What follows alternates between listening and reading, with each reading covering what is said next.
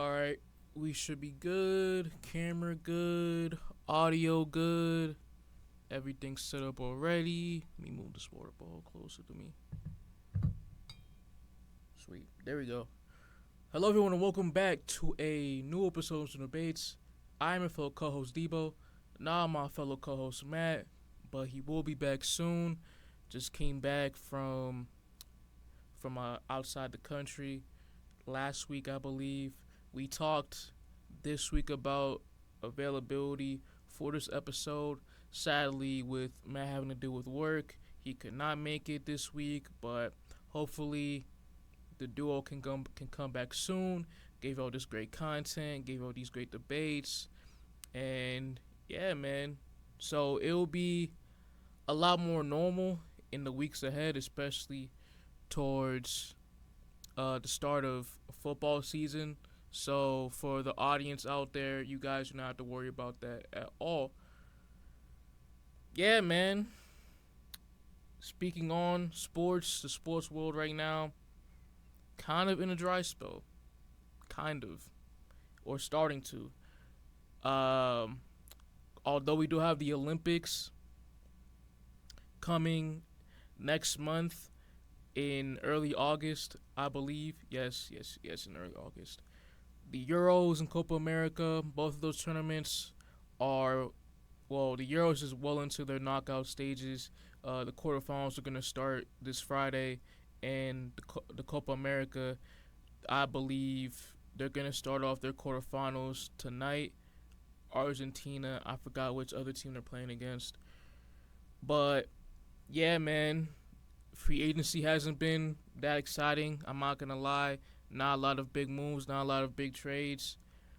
So, shoot, I mean, all the major sports, albeit WNBA is still kicking on with its high-end popularity right now. We're kind of going into a dry spell, which is unfortunate, but hopefully the time will pass soon. Speaking on the Copa America, I just want to give a little my thoughts about that. Yeah, the U.S. getting knocked out of the group stage, a 1-0 loss to Uruguay in their last group stage game earlier this week. Anemic offensively, and because of that, as well as Panama beating Bolivia 3-1, we got eliminated. The first team as the host in the history of Copa America to be grouped out in the history. Yeah, man, it's a complete utter embarrassment. Greg Berhalter, the manager, should absolutely leave. He's not fit for the job, and we've known that for the past few years now, especially during his second term. Yeah, I mean, there's a lot of things to point out, a lot of names to point at, but as a collective, U.S. soccer needs to look themselves in the mirror, especially with the World Cup here in the States, Mexico and Canada being right around the corner 2 years from now, less than 2 years from now. Yeah, something's got to change, and the easiest way to make that change is to get rid of Berhalter, start over, get a new culture in with the national team, get a more proven manager who's a more proven leader for this young core, and just move on and try the best you can to get ready for the major tournament. So, yeah, I mean, that's an easy change that needs to be made. Do I expect the Federation to make said change? Absolutely not. Should it happen? Absolutely. And I hope with all the media coverage being turned around and asking Berhalter to resign and get fired, especially from these mainstream media personalities, these corporations, I think a ton of pushback from all of us would greatly help in them making that choice. But yeah, man, that was just my quick thoughts on it, and hopefully, yeah, things will just change again. I mean, it's just bleak, and just looking back at 2021 when we beat Mexico in that classic in Denver, 3-2 win in the Nations League final. We thought there was a tide changing. We thought this would be a new era of U.S. soccer, but apparently it's not. It's the same old, same old. And for me and other supporters that have been following this team, giving them so much attention, it sucks, and it's just a harsh realization. But if we do realize it, the problems we do have, especially from the higher ups and people that are actually within U.S. soccer, then I think that's a great step forward into improving this team. So, but yeah, soccer stuff aside, the main segment for this episode, we're gonna talk about free agency, basically summarizing all the deals that happened. And what we're gonna do, we're gonna list off our winners and losers of the current free agency period. Yeah, man. Again, a lot kind of underwhelming. CJ McCollum, Grant Williams, what have y'all done? This was easily one of the most entertaining events of the entire NBA calendar year. Every single summer, the anticipation just to see which teams are gonna make the big trade to get like superstar, all-star talent into their team. Which team are gonna sign the highly rated free agent. And because of the new CBA, the new rules, especially with the second apron, these teams, most of these teams around the league are basically stuck. They, with the owners too, they don't want to spend. They don't want to make massive changes. They don't want to be ahead of that second apron. They don't want to face those penalties of being a second apron. And so because of that, it's just made for an absolute bore fest. And looking back at the announcements being made for the NBA PA, why would you hinder these players from getting the contracts that they're truly valued at? And I'm gonna be blunt. It's just stupid. It's just stupid. It completely plays into the owner's hands. It gives them a perfect excuse of not wanting to spend, not wanting to improve the team, and as a result, for the players and these teams, the negatives outweigh the positives as a whole. So this CBA is going to massively affect all these teams down the line, and we're already seeing that with contending teams throughout this league. I mean, for Denver, their core has been basically dismantled, really, with huge losses such as KCP, who we'll talk about later, and Bruce Brown. Them not being able to sign those guys has put them at a massive disadvantage. And apparently for all of their teams except Boston, they don't want to spend. They don't want to spend like that. So, yeah, but that was just my thoughts on the CBA and how this period has formed so far. But let's get into the actual segment for today's episode. And yeah, so we'll start off with the winners. And I was talking about them for a little bit before, but let's get into Boston. I mean, for you to still keep guys like Derek White, Tatum got his massive extension, highest paid player in NBA history now. Other guys like Drew Holiday, he got signed within the season. Xavier Tillman got re-signed. Luke Cornett got re-signed.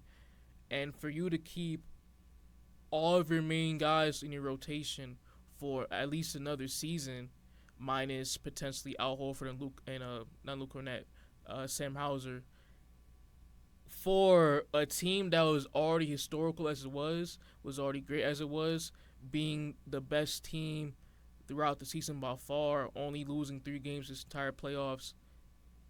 It's scary. It's scary for this team. And I think the point with teams that recently won a chip in the offseason, where they re-sign all their key guys and don't make any improvements, little to none.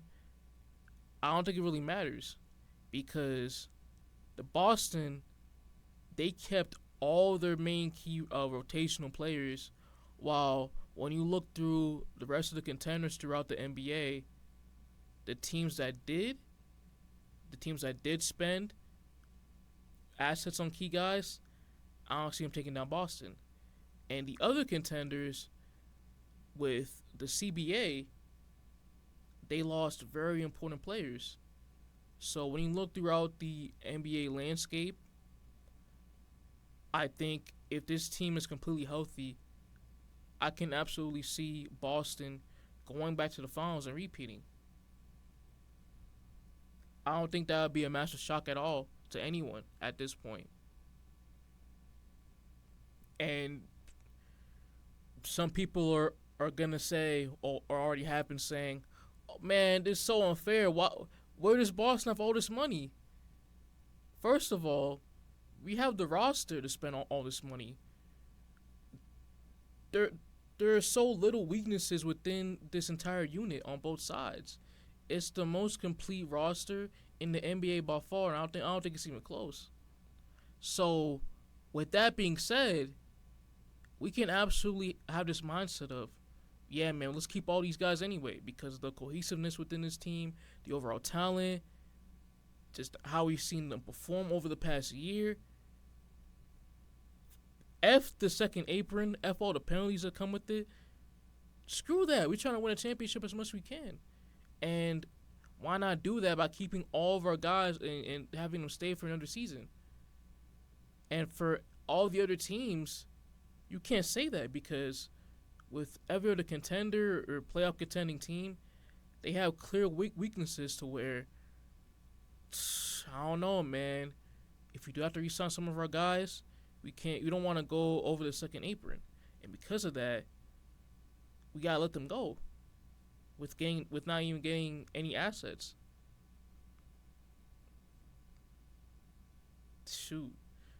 That's how Brad Stevens plays the game. That's how he has been doing it for his entire tenure as Celtics GM, making savvy moves, making winning plays, getting winning guys into his organization, establishing a winning culture. And with all of his work, the rest of the talented people throughout this roster, Missoula being an elite head coach, we're going to be right back in it again next season. And I expect us to repeat, barring injury. Tough break, man. Hey, and if we do blow another team out in next year's finals, if the series is boring and it goes 4 or 5 games, well, man, too bad. Bro, watch hockey. If y'all complaining about it being a poor finals, watch the Stanley Cup Finals. This year's Stanley Cup Finals was mad entertaining between the Panthers and the Oilers. So, hey, hockey's not that bad. Just try it. Bro, if you're that upset about the NBA Finals nowadays, then bro, try another sport. Basketball's not the only sport around. Shoot, try hockey, try soccer, try anything really. Like pickleball, try something, man. Instead of just complaining. But that's your opinion at the end of the day. That's your opinion. But yeah, man. Shoot, that's all I gotta say about Boston.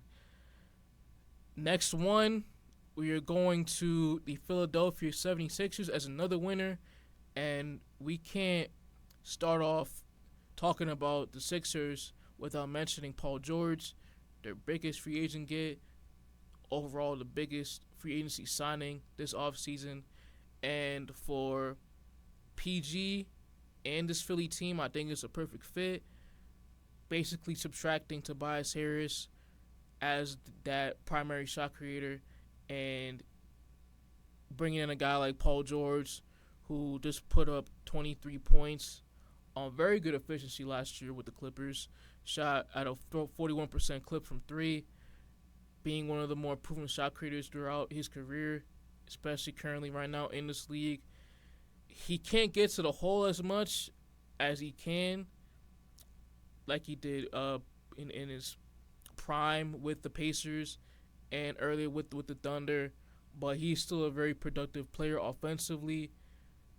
Again, with Maxi and Embiid, and with George being one of the best catch and shoot guys in the entire league, I think with Maxi and Embiid projected to get most of the usage, for Paul George to be that type of roamer around the perimeter, coming off these ball screens, um, having open looks in the Maxi and B pick and roll, hitting his open shots, being able to create a little bit as a secondary playmaker, albeit he's not the best when it comes to making extra reads. I think for Philly, that's a great step moving forward. Getting Paul George when it comes to being a serious contender in the East and helping out Embiid, especially when he gets banged up, because obviously when Embiid got hurt, Philly immediately became a playing team, or not even a playing team. They became a lottery team with Embiid out, and moving forward in the first round against the Knicks, when Embiid was off the floor, the Sixers couldn't compete against New York, especially defensively. And again, for Paul George with Philly, it's a great move. And with their big three, do they challenge Boston? I don't think so, especially with Embiid's weaknesses in the playoffs over his history, and with the overall talent discrepancy between them and Boston.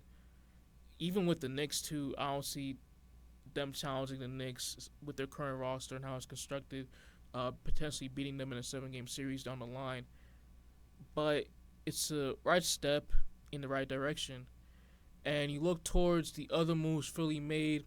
Obviously, they re-signed Tyrese Maxey to a huge extension, which well deserved for Tyrese. He had a great season, averaged 26 points, was an All-Star, one Most Improved.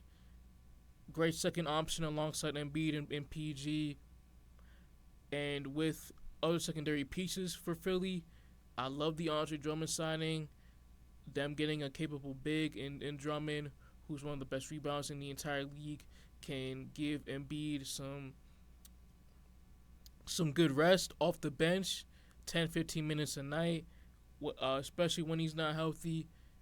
I thought for them to get one of the better backup fives in the league at a very cheap price was a solid move on Daryl Morey's behalf.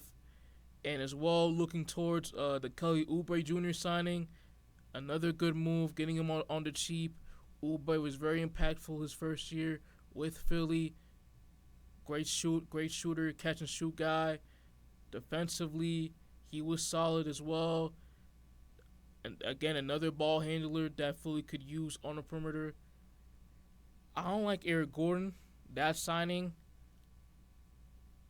with what we've seen from him these past couple seasons, whether it was on the Clippers or last season with the Suns, he's not a high impact player.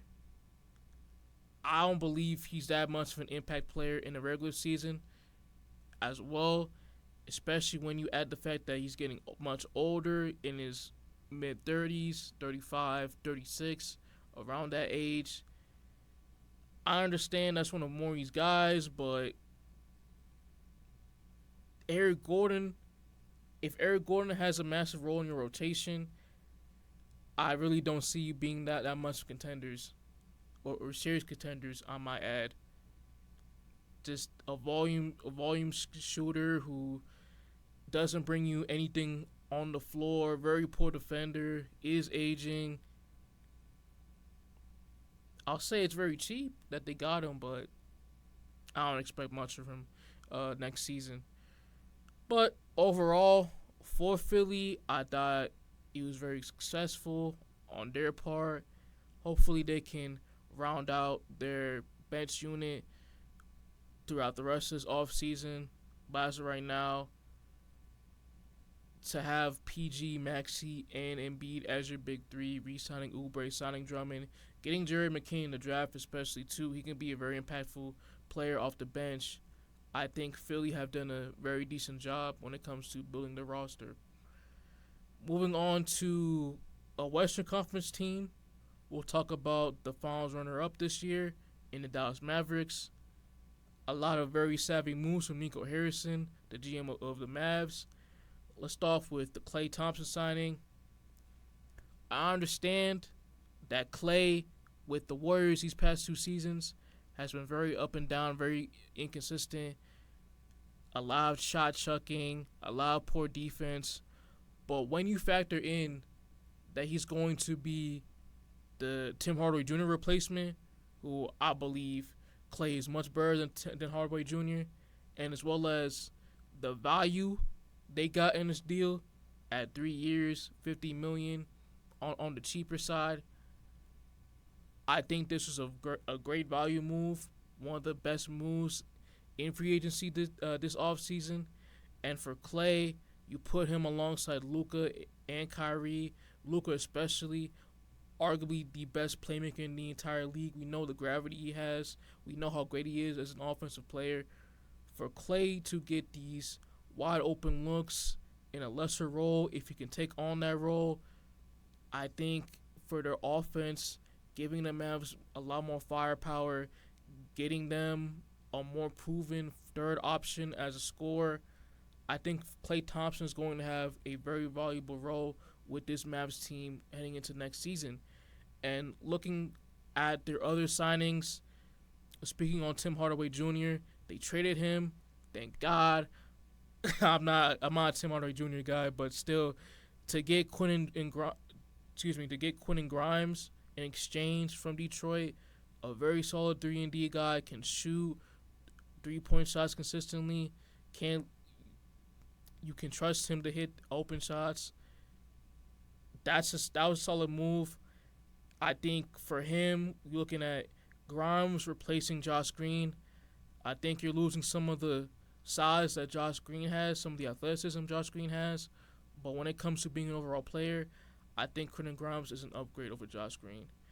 And for Najee Marshall, who they got from the Pelicans to be the Derrick Jones Jr. replacement, I thought that was a great move. 3 years, $27 million deal, $9 million a year. Great value for Najee. Najee, his 3-point shot concerns me, although he was a very productive 3-point shooter. Shot at a 38% clip, 38% clip from 3 last year. When it comes to his career as a whole, he's been very underwhelming as a 3-point shooter. So I'm not sure if that season was a fluke or he can continue his production from 3 heading into next season with Luka and Kyrie, obviously. But as of right now, it's still a very solid move that Dallas made. Najee is a secondary ball handler, which with Derrick Jones Jr., you weren't getting that from him at all. Can do a lot more offensively. Still a very solid perimeter defender. Got size on him, good length. And for Dallas, with how the West is shaping up with their new signings, still having guys like Luka and Kyrie, obviously, P.J. Washington, Daniel Gafford from the big trades they made at the trade deadline this season, having Derek Lively, one of the brightest stars, brightest young role players in this league, can still improve a lot at just only 19, 20 years old. I think the Mavs are right on that trend of still being a contender in the West. Do I see them making it out again? No, just because how competitive the West is and the margin of error you have to go from a top 3 seeded team to potentially a play-in team. I'm not sure about that, but still, you have mainly all of your rotation of guys coming back for another season and bringing alongside guys like Klay and Quentin Grimes and Najee Marshall. I think Dallas are still on that trajectory of being a contender in the NBA. Going back to the Eastern Conference, let's talk about the Orlando Magic, and I have them as a big winner as well. The major deal they made was getting Kentavious Caldwell-Pope, and what a great signing it was for them. KCP, a proven winner, obviously being on those championship teams for the Lakers and Nuggets these past few years. A very dependable 3-point shooter, shot the ball from three, 41% last season. Proven shooter in the playoffs as well, so those numbers aren't going to dip down that much.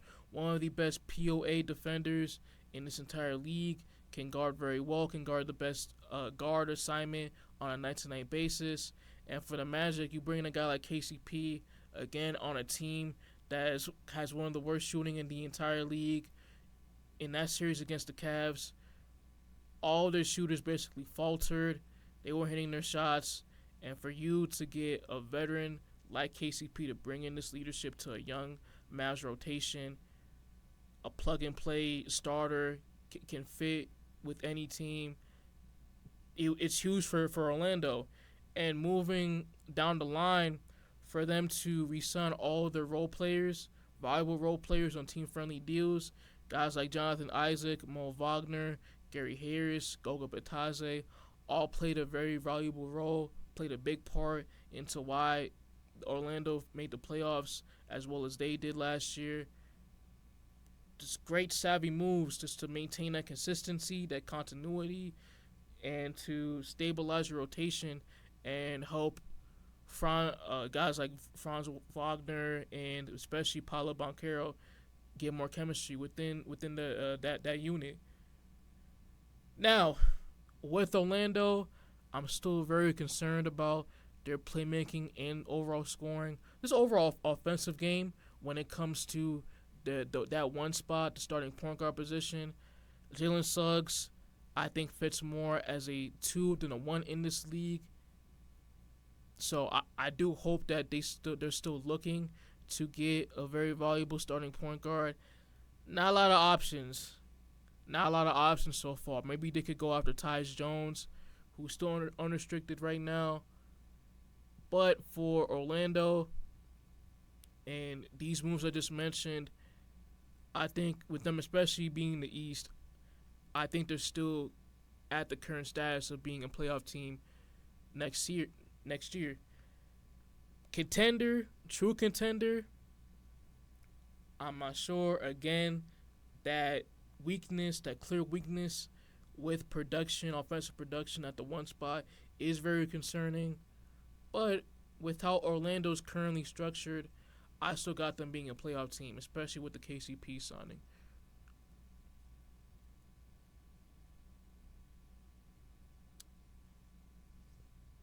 We're going to go back and forth through these next few picks I made. Let's talk about the OKC Thunder, arguably the biggest winner from free agency so far. Let's talk about the huge move they made to get Isaiah Hartenstein from the Knicks. A little bit of an overpay, but when you factor in the Thunder have cap space to spend, a lot of their young core is under contract on cheap deals, the rookie deals like Chet, like J-Dub. I think to get Isaiah Hartenstein, a guy like him now, who is one of the best rebounders in the entire league by far, one of the best screen guys in the entire league, especially that's very valuable for a team like OKC that utilizes the pick and roll as much as they do between Shea, J-Dub, and their bigs. Again, another defensive big, one of the best rim protectors, very good in size. Hartenstein, very bulky, 7 foot, good length as well with his wingspan. Although Hartenstein, what looks like it, he's going to be coming off the bench. That's going to be his role for the Thunder. But when you factor in the potential 2 big lineups between him and Chet, making Chet become a roamer, which for Chet, he's one of the best shot blockers in the entire league. And you already factor in having a lot of perimeter wing depth when it comes to defense in J-Dub, Lou Dort, Alex Caruso, who they just got for basically nothing in that trade, SGA. As a unit overall, OKC are going to be a top 3 defensive team throughout the league. Bare minimum. And for this unit, you look at this roster right now, Shea's going to be even better getting into his prime. J-Dub's gonna have another year of development. Chet's gonna have another year of development. You have all these great valuable role players. You re-signed and Aaron Wiggins to long-term extensions, both of them. Cason Wallace is gonna be better, which in his rookie year he was already a high impactful player. OKC, man, they look very primed to be that top team out the West next season. I would not be surprised if they made it to the finals, man. I would not be at all. That Thunder team's scary, especially for how young they are. So I've been a huge fan of this Thunder team for the longest. I've seen development. I've seen the potential that they had as a unit. I knew they were going to be a top 4 team in the West this year. I'm going to keep saying it because I was right. I was massively right. And I'm expecting a lot of that development, that same progression, especially with them being more experienced. Already got the playoff run down their belt. It's just scary to think about. It's just very scary.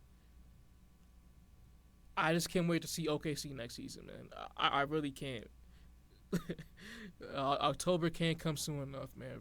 It really can't. Okay, last 2 teams. I have the Cleveland Cavaliers, and I got one Western Conference team. It is the San Antonio Spurs. I'm not going to go too long with these two.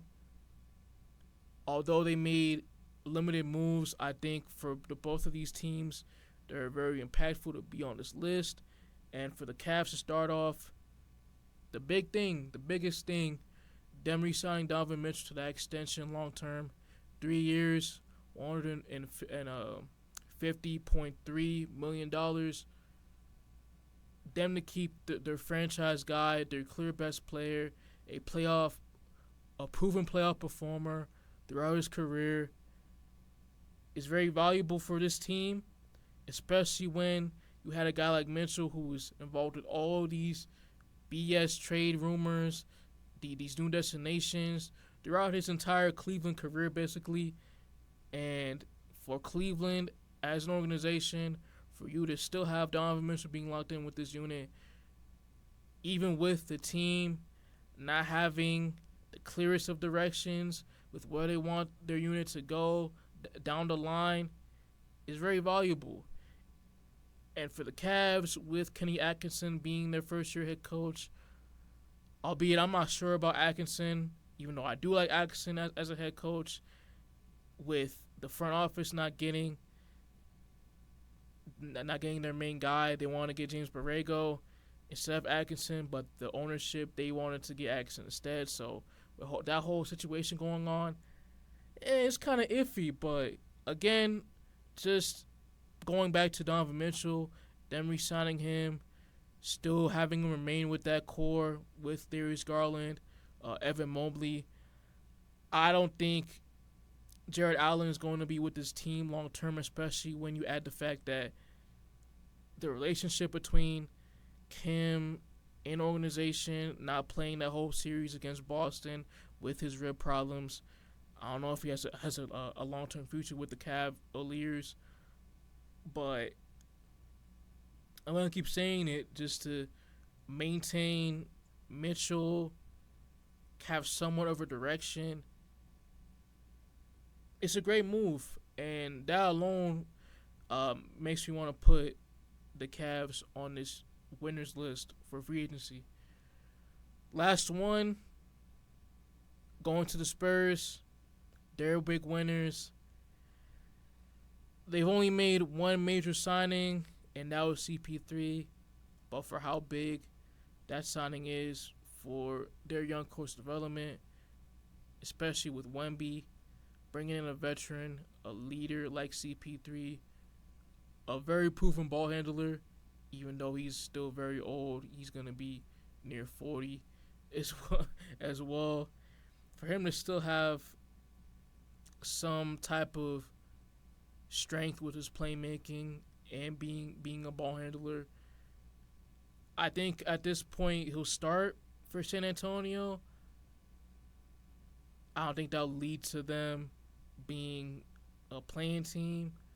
But when it comes to, again, Wemby's development, having a proven playmaker who can give him the ball down low in the post, on these handoffs, in the pick and roll, beating him down low, getting all these alley oops, getting him involved within the offense a lot more. That's a great move, again, for his development. And with other guys like Devin Vassell especially, getting more open, clean looks, and just improving their games as offensive players. So for the Spurs, again, to get CP3 on a cheap deal, 1 year move, not going to be that impactful towards their cap. Just solid, just straight solid business. Shoot, I'm looking at the time right now. 36 minutes. Ooh, I thought it'd be a lot shorter. I'm not gonna lie, I thought it'd be a lot shorter. My time on here. I'm enjoying it though. I'm enjoying it though, so I don't mind at all. I don't mind at all. Shoot, but let's move to the losers for this segment. I'm not sure if y'all heard that, but there was a little bit of noise in the background. Let's see. All right. Sorry, I got thrown off guard. Let's get back into it. All right, again, for the losers, let's start off with a Western Conference team, and that is the Denver Nuggets. And I have a little fact for you guys today. Out of all the teams in the NBA, in free agency, the Nuggets are one out of two teams, the other team being the Memphis Grizzlies, to not make a single move this offseason. Just think about that for a second. A team that most recently won an NBA championship and have the best player in the entire world in Nikola Jokic right now, arguably the best duo in the entire league in both him and Jamal Murray, still to go from potentially being involved in the next NBA dynasty talks for a whole entire season to go down towards not even being a potential top 3 seeded team in their own conference heading to next season. It's a complete sham. It's a complete shame. And when you're talking about GM Calvin Booth, he's messed up this construction very poorly, and it starts all the way back to after they won a championship, decided to let Bruce Brown go, not extending him, and not even finding more veteran, adequate pieces to replace him. Being arrogant, saying that, oh, we have Christian Brown, Peyton Watson, Julian Strawther, we'll build within our own core, and Bruce Brown, nah, man, we're not worried about him. And that's not even the main reason. Well, that's not even the main problem. Them still going into the season with Reggie Jackson as the backup point guard, with DeAndre Jordan as the backup 5.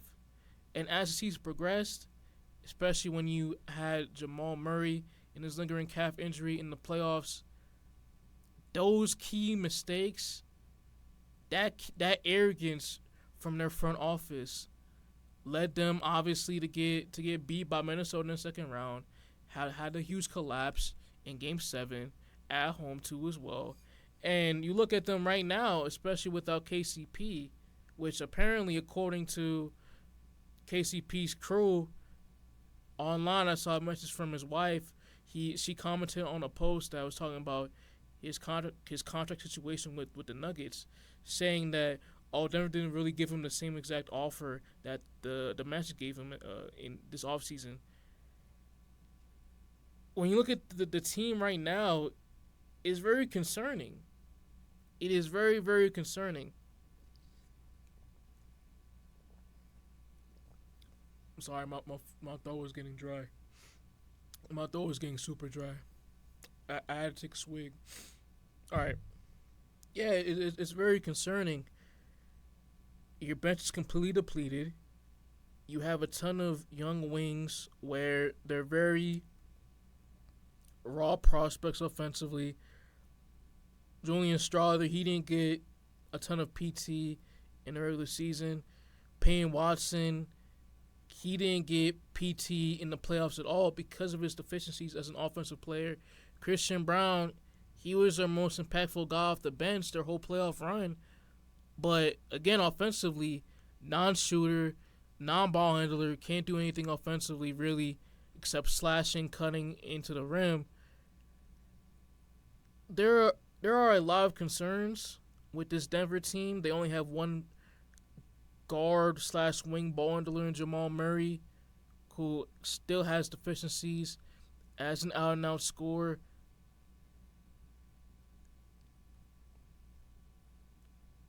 It's looking kind of bleak, and I understand they have Jokic still being the main guy, again being the best player in the NBA.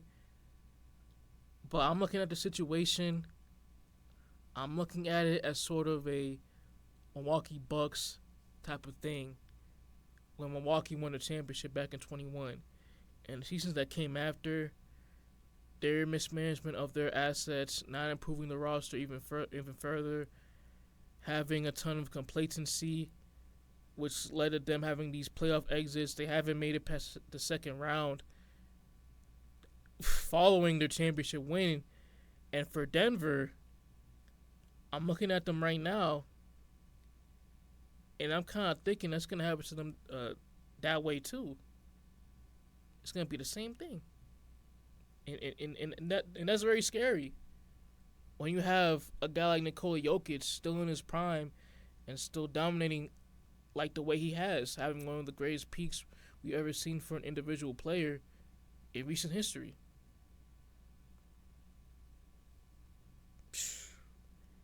It is what it is, though. It is what it is. And it's their fault. Damn shame. Alright. Ironically, I have in my notes, I didn't mean to do this on purpose. We're going to talk about the team who Denver beat in the finals a couple years back. We'll talk about the Miami Heat. Yeah. Looking at their business so far, the only move they've made was to re-sign Kevin Love. Does that move the needle? Absolutely not. Does that make them a better team? Although I do like Kevin Love as a backup big. Hell no. And for Miami, man, Pat Riley, Eric Spoelstra, when is the time to just cut the Band-Aid off? Look, man, 2 straight years of being a playing team, having to find in the playing tournament. Last year without Jimmy for the entire first round series against Boston, you got beaten 5, not even close. You look at the East, although it's a weaker conference compared to the West. With how Miami's structured right now, do I see him being a contender down the line?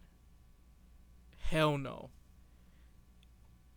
Jimmy's gonna get much older. He's turning 35 in September, coming off a huge meniscus injury. You have guys like Tyler Hero, Terry Rozier, who do not play winning basketball at all. You look through the rest of the rotation. You have another season of Bam fighting for his life on both ends, especially defensively. This Heat team right now is clearly not a contender. Not even close.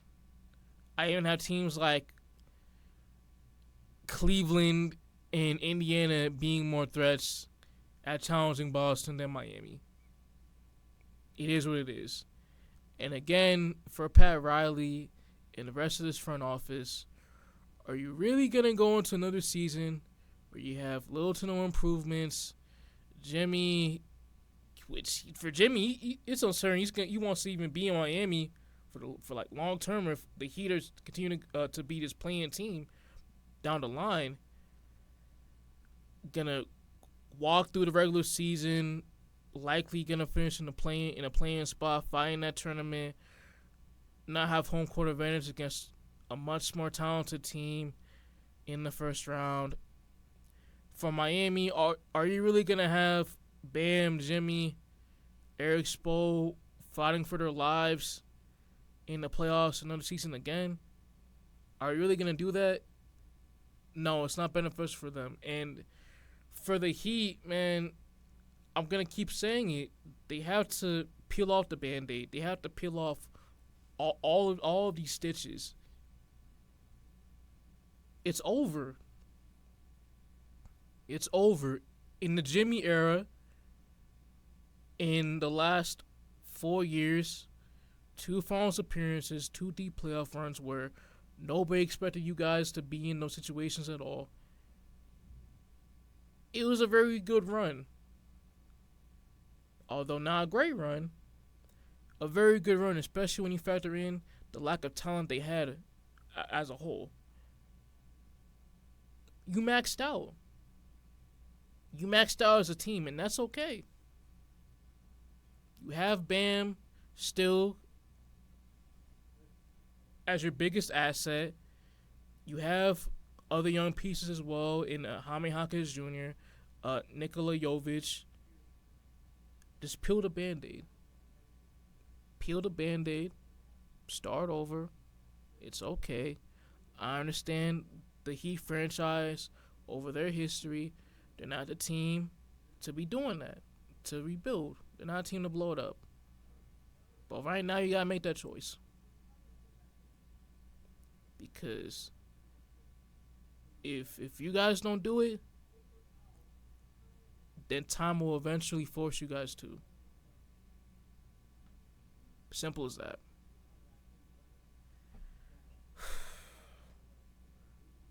Oh, we're looking at another team that needs to blow it up. I got the Golden State Warriors. They lost Clay in that sign trade. Got him for nothing. 2 round picks, I believe, from Charlotte. Yeah, from Charlotte. CP3 got waived. They had to waive him to get more available cap space.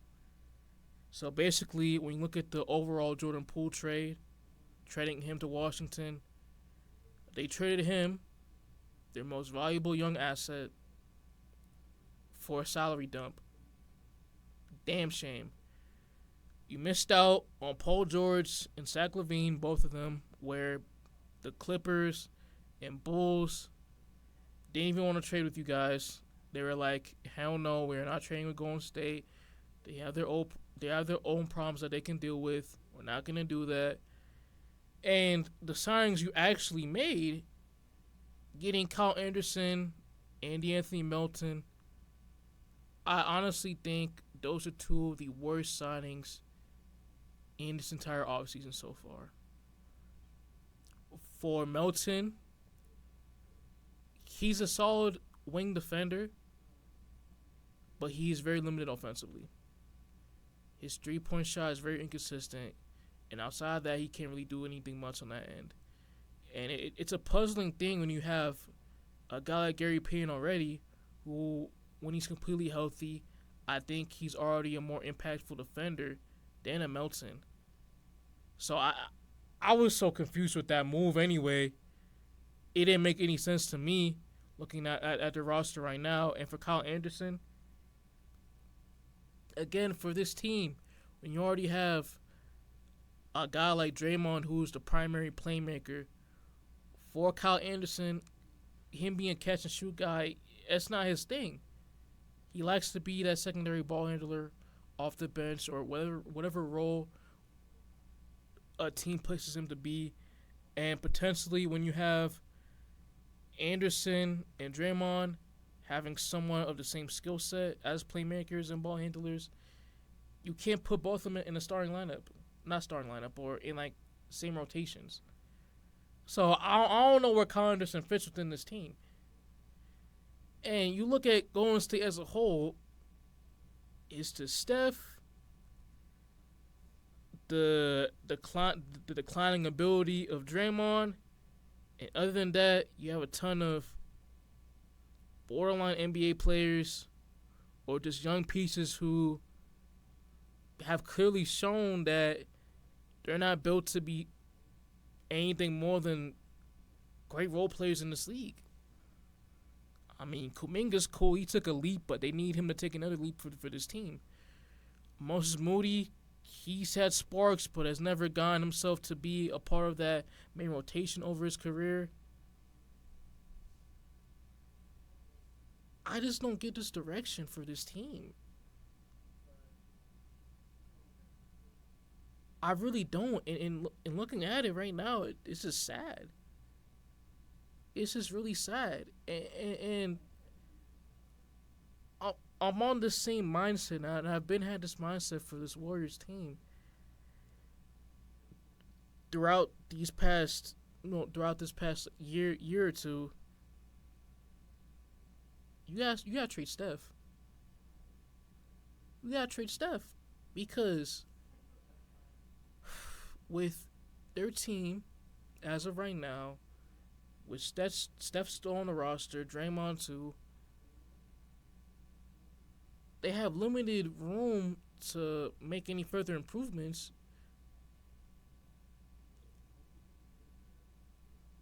I don't see a near future, where they substantially become a much better team, a non-play-in, actually playoff solidified team. Even a contender, which that's out of the imagination. I don't see what they can do. I really don't. And the Warriors and Steph, they have to look at themselves in the mirror, and they have to realize, what can we do to be back towards on that contender trajectory? What can we do? This is clearly one of the most unfixable rosters in the league. Your veteran players, most of them are on very poor contracts. No one wants Andrew Wiggins. Nobody wants him. Your young players are all low ceiling guys. All their values are very low right now. Not a ton of assets, a lot of poor contracts, very limited cap space. They're stuck. They're clearly stuck, and again, I don't see any way they could get out of this hole and become contenders. They gotta bite the bullet, man. Just rebuild, start over. I understand. Steph Curry, he's expressed his sentiment around being a Warrior for life, being with the Warriors for his entire career. But unless anything drastic changes, unless Kuminga and Moody, guys like them, they can become these great star players overnight, I could potentially see a near future where Steph is facing the same thing that Kobe went through during his final years in LA. Being in a barren wasteland, past his prime, have very limited talent around him, just collecting his money, padding his stats, and not playing to win a championship. That's the future, and it's saddening. It's very saddening. I mean, it's a common part of sports.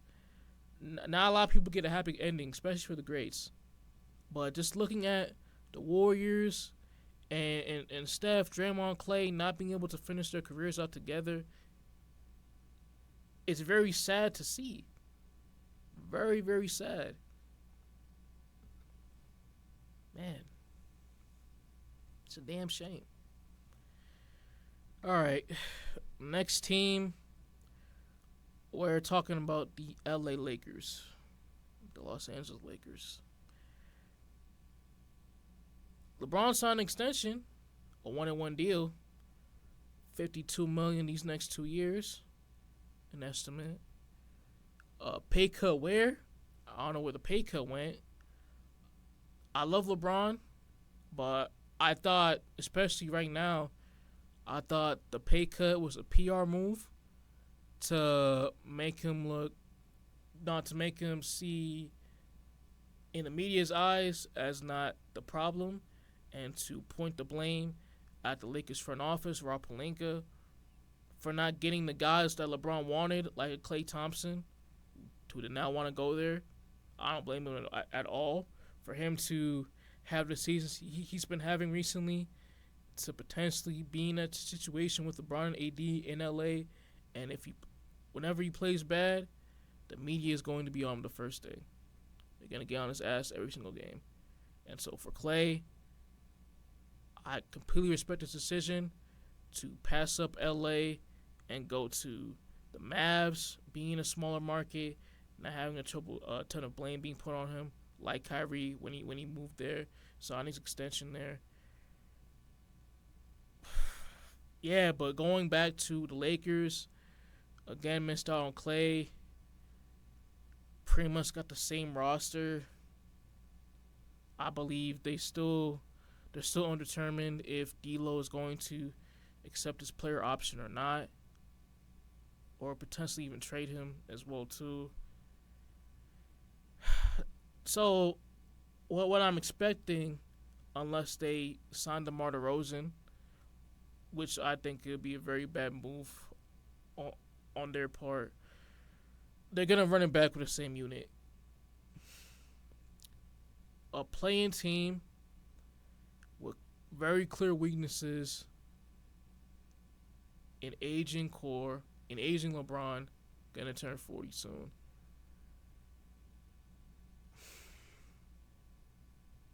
I don't get it. I really don't get it. For Rob Pelinka to completely be in his offseason, sit around, sit on his hands, and do nothing when you have a duo in aging AD and LeBron that's not going to stick with the Lakers long term, when you have a brand new first year head coach in JJ Redick who needs all the help he can get. I said this when Redick got hired. For Redick and his Lakers team to succeed next year, Rob Pelinka has to do everything he can to build the best team possible moving forward. And as we've clearly seen throughout this offseason so far, that he has done a very poor job. I honestly don't know what they're thinking. They're really gonna go into another year of them fighting for a playing spot. We're at what? Two straight years of them doing this. 3 out of the 4 years since the normal play-ins tournament was, enforced. For this team, it doesn't matter. As a team that wants to be contenders, that always says that, we want to win a chip, we want to be in that contention of all the elite teams in the league, as a playing team who has to fight tooth and nail every single year to just be barely over 500. That's not healthy. And that's not a clear part of success. Most playing teams outside of Miami, they get their asses kicked. And for the Lakers, that's going to be the same thing that's going to happen to them. Getting their asses kicked, getting out of the play-in, getting their asses kicked by a much better team in the first or second round, and not contending for titles.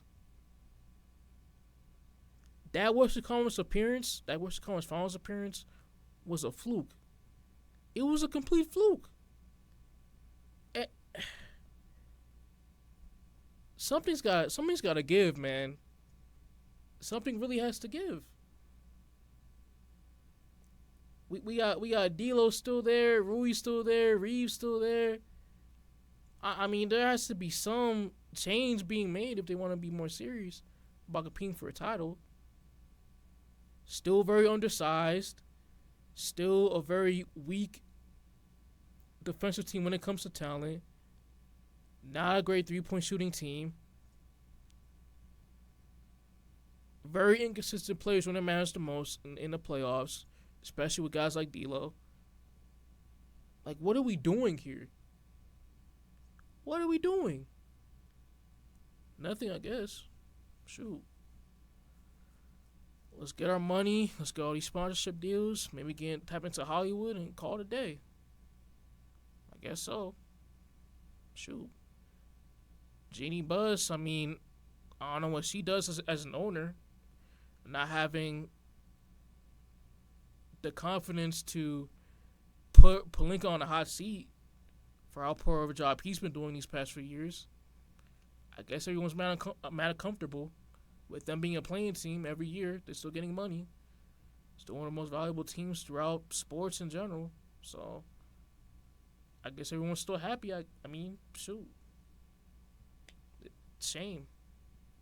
Poor shame, man. That's weak. I got one more team, and they made a big move to get this player. So I've been wanting to talk about them for a minute. It's the Pelicans, and obviously they traded for DeJounte Murray from Atlanta.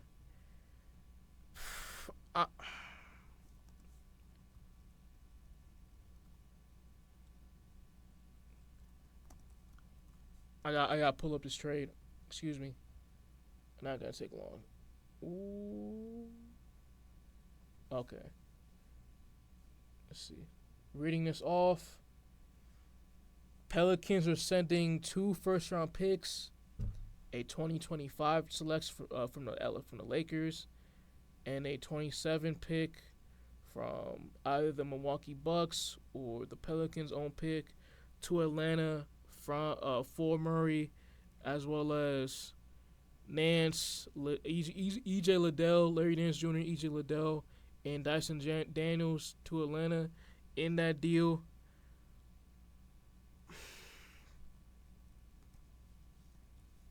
I've been talking about, and Matt has been talking about too, the fact that the Pelicans, they've been needing a point guard for the longest now, these past few years, having a playmaker to set up Zion and Ingram to get open looks.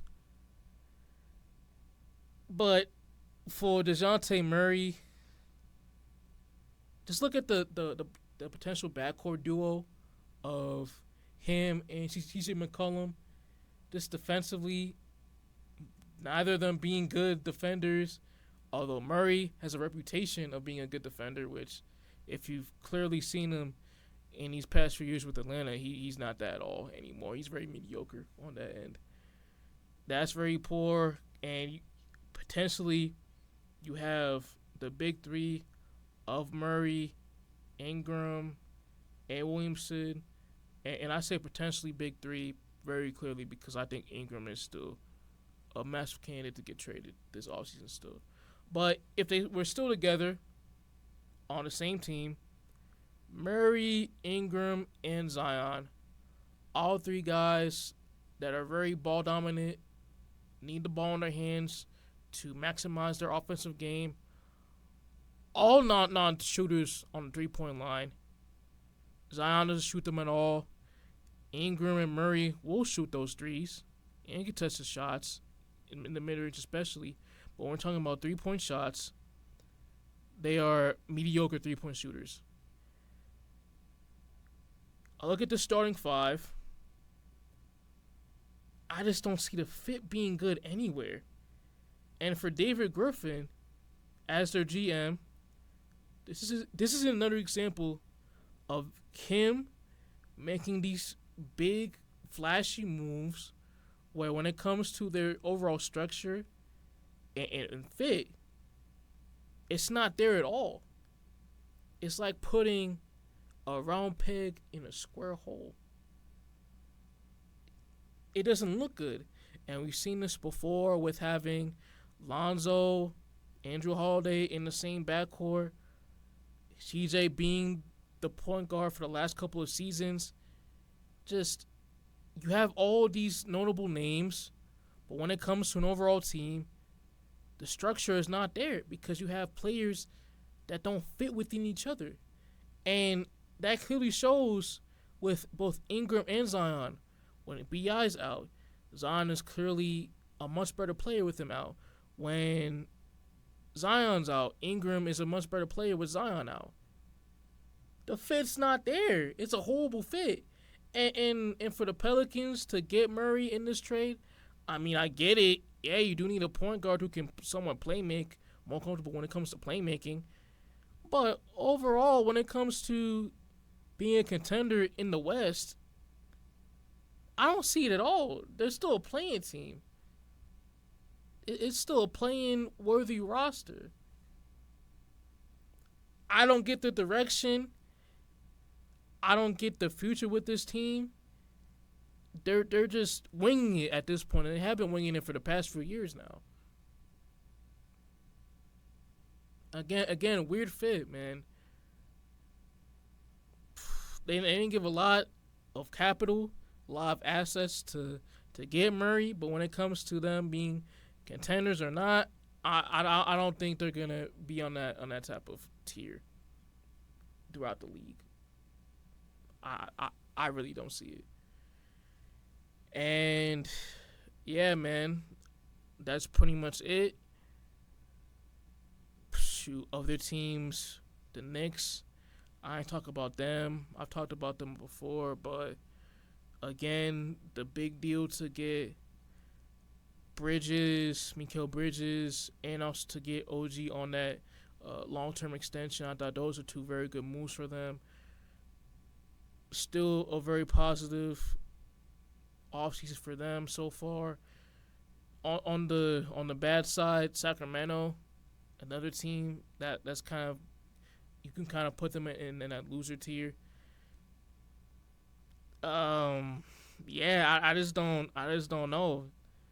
For Sacramento, do they really want to be another play-in team, have another year where they're hovering around the play-in line, having seasons from Sabonis and Fox that ultimately leads them to, at best, an early round playoff exit? I mean, if it's another winning season under their belt, then yeah.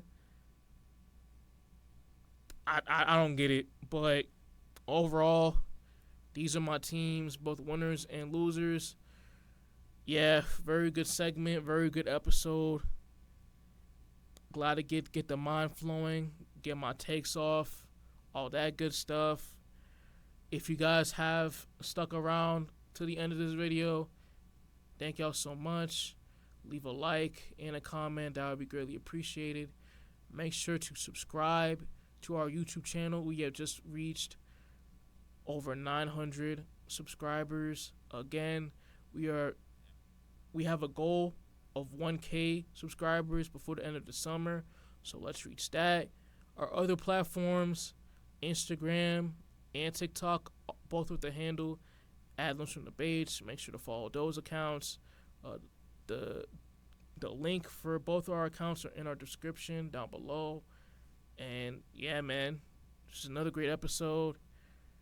Hopefully we can get Matt on here again, get the both of us together for next week. But yeah, man, I'm signing off, and peace out. Later.